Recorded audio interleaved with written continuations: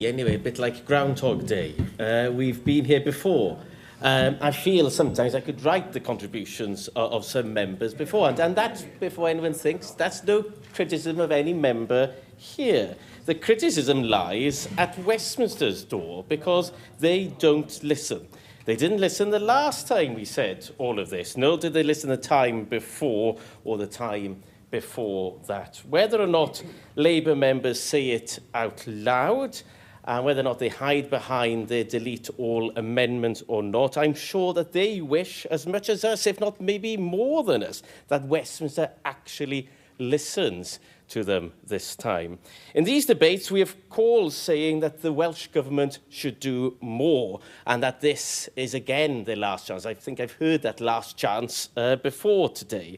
Then I'm sure we will have the Welsh Government responding, saying that they have stood up for Wales with the Westminster College, that they have put the argument forcefully to them. But then, for whatever reason, Westminster Government has decided to ignore them. And I'm afraid that whatever is the colours of the Welsh Government after the next election, there will still be similar debates in this place, with similar things being said, and Westminster still ignoring the will of this place. And that is the crux of the issue, because Westminster Government so far has ignored cross-party support in Wales with many things in this motion. I think that's the shame, really, that we see a delete all without a real effort to engage with this debate properly. The Westminster Government ignores the clear majority of this place that calls for a fair funding model, that calls for increased borrowing powers and drawdown limits for the Wales Reserve. They ignore calls for consequential funding owed to Wales from HS2 and the devolution of the Crown estate. All of these has a clear majority in this place. Alan mentioned earlier on in his fantastic speech, according to Llyr, about Labour values. Yes, and I think we can agree. I did think it was good, Alan, yes. But I think we can agree that Labour values is based on sharing wealth. And we have a Labour government in Westminster that has been redistributing money from the richest to the poorest. The only trouble is we don't see that in Wales. They've considered reorganising council tax in England so that the poorer areas in England receive more cash, but they continue to calculate the money given to Wales as if it's simply an average of England.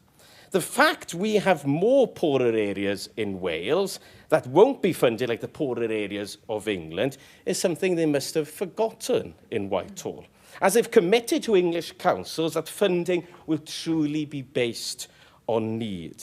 They've taken a similar approach to the NHS in England, reallocating £2.2 billion to the areas of greatest need.